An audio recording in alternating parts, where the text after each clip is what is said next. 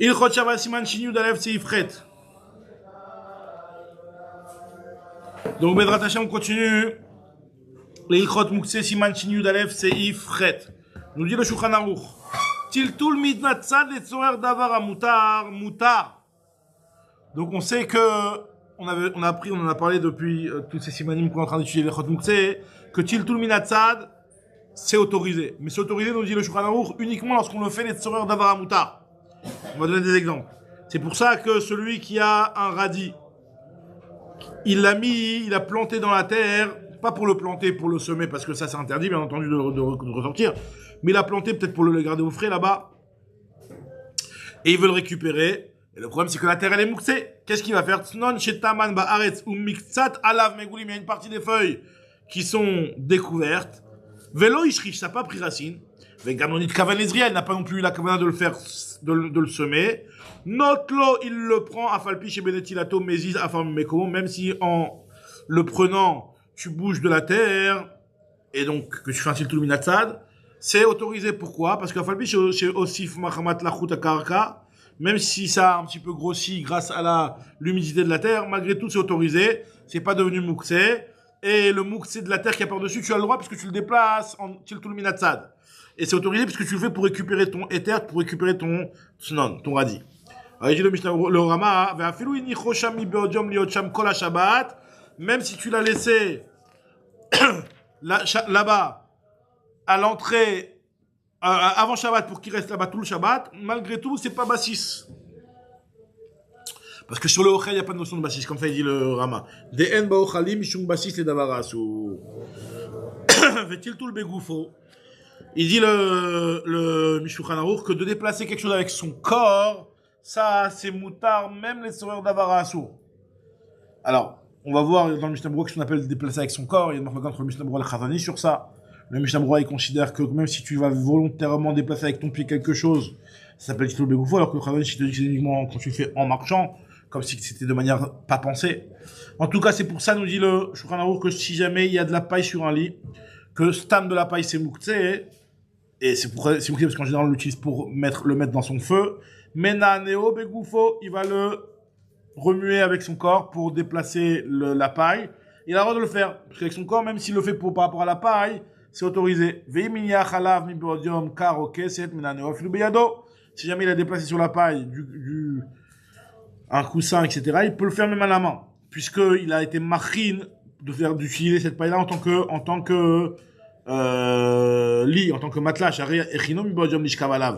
Maintenant, im chachav lishkavalav aussi, il te dit le Rama. Explique le Mishnah Berurah. Donc ça, c'était l'histoire du radis. Que si jamais il y avait des feuilles qui étaient découvertes, on avait le droit de retirer le radis de la terre et il n'y avait pas de problème de mouktsé, parce que c'était titlou minatzad. Parce que s'il n'y a pas de feuilles, nous dit le Mishnah Berurah, alors Bal Kocho, il va forcément, avec ses mains directement, déplacer de la terre. Ça c'est interdit, c'est pas titlou minatzad, c'est titlou beyadaïm. Et même s'il va vouloir planter un bâton pour enlever la terre avec le tsnon, c'est aussi interdit, puisque le fait de faire ça, c'est comme si il faisait un trou, comme ça dit Mishnah Berurah. Il y en a qui sont mekilim, ils rapportent malgré tout en plantant quelque chose pour pouvoir accéder au tsnon qui se trouve sous la terre entièrement recouvert. Continue le Mishnah Berurah, ça n'a pas pris racine, parce que si ça a pris racine, bien entendu, il y a un problème par rapport à être tolesh. C'est sur l'aziz, mishum tolesh. Et aussi, on avait dit qu'il n'a pas fait les shemzriya. Parce que s'il avait eu la kavana, les shemzriya, même si ça n'a pas encore pris racine, puisqu'au départ, il avait l'intention que ça prenne racine, et que c'est sous la terre, c'est interdit. Et le Magen pose la question par rapport à ce qu'on tient dans la Gemara, que du blé qui a été semé dans la terre, et qui n'a pas encore pris racine, qu'on a le droit de le ramasser. Comment fait que si tu c'est interdit? Mais comme en lazoulim psaka mechaber. C'est vrai qu'il y a marqué que c'est moutar dans la Gemara, mais le Mishkan Aruch dit que c'est interdit. En lazoulim psaka mechaber, parce que c'est comme ça que c'est marqué dans plusieurs Rishonim, le Rokach, le Ramban, le Meiri. Maintenant, la Gemara plus haut, le Meiri explique qu'on parle d'un cas où les Zraïm n'étaient pas encore complètement recouverts de la terre. En tout cas, on te dit que même si en déplaçant ce radis, tu déplaces de la terre, c'est autorisé. Ça veut dire que c'est un tiltul minatzad, et sa kavana est pour récupérer le tsnon, donc c'est d'abord un moutar. Les Chachamim nous expliquent que le éther de prendre le tsnon de la terre, on parle quand c'est dans un champ. Parce que si c'est dans la maison, c'est interdit, de peur qu'il va venir être machvé ou moi, tu risques de venir aplanir et c'est interdit. Mais par contre, si jamais c'est dans le sable et dans la terre qui est posée dans la Kirenzavit, où il risque pas de la planir, là, dans ce cas, c'est moutard, puisque même si t'es pas complètement mégoulé, tu as le droit, comme on a vu dans le Siman Chitret, c'est ce qu'il dit le Rama, de regarder dans le Siftet. C'est aussi, c'est ce qu'on le Rama va dire dans le Siftet, on va voir dans le Siftet juste après. Il y a marqué aussi comme ça dans l'Agma qu'on parle des Amoudim Shel Oreg, Shayut Kuim, Bakarka Abayit. Si jamais il y avait des poteaux qui étaient plantés dans la maison, on n'a pas le droit de les prendre de leur endroit, de peur que tu viennes à reboucher les trous. Alors il te dit le Mishnah Berurah sur ce qui a marqué Ve'afilu inicho. On avait dit dans le Shulchan Aruch, il avait dit le Shulchan Aruch, c'était le Rama, qui avait dit que même si tu l'as posé une boadium, il n'y a pas de bassis sur du ochel.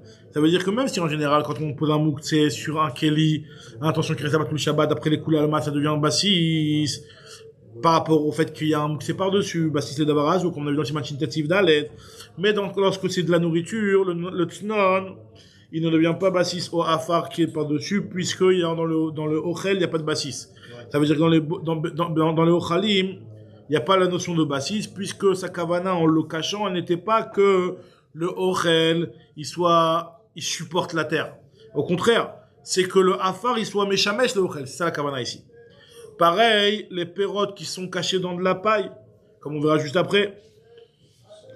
Même s'il avait l'intention que ça reste là-bas tout le Shabbat, malgré tout, les pérotes, ils ne sont pas bassis à la paille. Dans Chiltul Begoufon, on a dit que c'était moutar même les sœurs d'Avarassou. Ça veut dire qu'il ne touche pas le truc avec ses mains, il touche avec son corps, ou avec un de ses membres, d'accord? On est Mekel plus qu'un Chiltul Minatzat, c'est pour ça que c'est moutar même les sœurs d'Avarassou. Parce que Stamo Ainu Bimkomot Shemesikin Bekach, en général, la paille, c'est quelque chose qui est réservé à être utilisé en tant que combustible. Ça, on a l'habitude de faire ça. Mais dans nos endroits, il te dit le Mishnah Berurah, normalement, c'est réservé soit pour dormir dessus, soit pour donner à manger au BMA et pas pour faire avec ça du feu. Donc, de nos jours, ce sera pas mouxé, il te dit. Et on aura le droit de le déplacer même à la main. Il faut savoir que Shulchan Aruch, lui, il parle de cache, de paille, qui n'a pas été posé sur le lit en tant que matelas, parce que s'il a été posé mibodium, alors bien entendu, le fait de l'avoir mis là-bas, ça enlève le statut de mouxé. Il le déplacera avec son corps pour ne pas pour qu'il soit facile pour être couché dessus. Le fait de l'avoir mis avant et de l'avoir préparé avant, c'est une préparation qui enlève le titre de mouxé. Il dit le Mishnah Berurah que même s'il n'y a pas pensé explicitement, on va considérer par son action que c'est comme si qu'il y avait pensé. Mais s'il y a pensé explicitement, bien entendu que même sans avoir mis par-dessus un coussin, hein, c'est valable et ça enlève le mouxé, ce qui dit le Rama, Chenim Krashav, c'est-à-dire que même s'il a été maniar la paille sur le mitabistama et après il y a pensé, c'est bon aussi. Donc on va terminer ce siman avec le seif tête. Le seif tête, il nous dit le Shulchan Aruch que des fruits, pérotes, atmunim beteven ou bekash, qui sont cachés dans de la paille, dans du foin, dans de la paille, qui sont mouxés, il peut prendre et planter un bâton pour venir les récupérer. Et en faisant ça, la paille, donc il plante le bâton entre les pailles, et la paille, elle va de mimela se déplacer de côté. Maintenant, si c'est caché dans du chol et dans du afar, on a vu dans Siman ce qu'on a parlé un petit peu dans le livre d'avant. Alors, c'est quoi la différence entre le cache et le teven? Alors, il te dit, le Mishnah Berurah, c'est un Tosfot au début de Perek Kira, au début du 3e Perek de Shabbat, que le teven, c'est le bâton, la tige qui est récoltée avec l'épi, dans l'épi, quoi. Et le cache, c'est ce qui reste du champ après la ktira.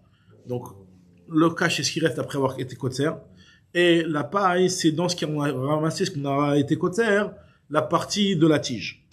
Bon, quand c'est mouxé, parce que si, bien entendu, si les a réservé les machal bema ou pour dormir dessus, c'est plus mouxé. Il dit que de nos jours, stam teven, c'est meyuchal les machal bema et c'est pas mouxé. On avait parlé de ça dans Siman Shin Sif Katan Yutret, Koshutret. Maintenant, en tout cas, si c'est mouxé, tu peux quand même planter un bâton pour accéder aux fruits en question. C'est un tiltul minatzal et tsora d'avoir un moutar. C'est autorisé qu'on est dans ces Yves-Tret. C'est seulement quand c'était caché dans de la paille qui est mouxée, qui est de la paille qui va être brûlée. S'il a pris mes rêves Shabbat, un petit peu de paille, et il a mis à l'intérieur des pérotes, alors le fait d'avoir fait ça, ça enlève de la paille le statut de mouxé, puisqu'il a été méchin la paille pour le besoin des pérotes. Donc c'est moutarde de tel la paille. La terre, on en a parlé juste avant, hein, c'était justement la terre qui est rassemblée dans la maison, ça on a dit que c'est autorisé, qu'il n'y a pas de shem de mouxé dessus. D'après ce qu'on a expliqué dans ce siman-là, que l'utilisation de la salle sur d'avoir rassuré, c'est assour. Il faut savoir, Teda les nachon, des machinoagim et zanashim. Ce que certaines personnes ont l'habitude de vendre Shabbat et de recevoir de l'argent dans un keli ou dans un beged, alors là, ou alors de les déplacer avec un sakin, à part que c'est très grave de faire du commerce pendant Shabbat, mais comme la gravité est aussi par rapport au problème de Mouxé, Kama Samnut Enaim Yesh Bazé. Parce que même si on va dire que c'est un titre Minatzad, il le fait pour le besoin de Devar Assour, qui sont les pièces, et En Shum, ça fait que je suis sur Gamour. C'est pas là que c'est un sur Gamour de faire une chose pareille. Donc, Bedrat Hashem, on commencera le Siman Shin Bet Bineder Bedrat Hashem demain.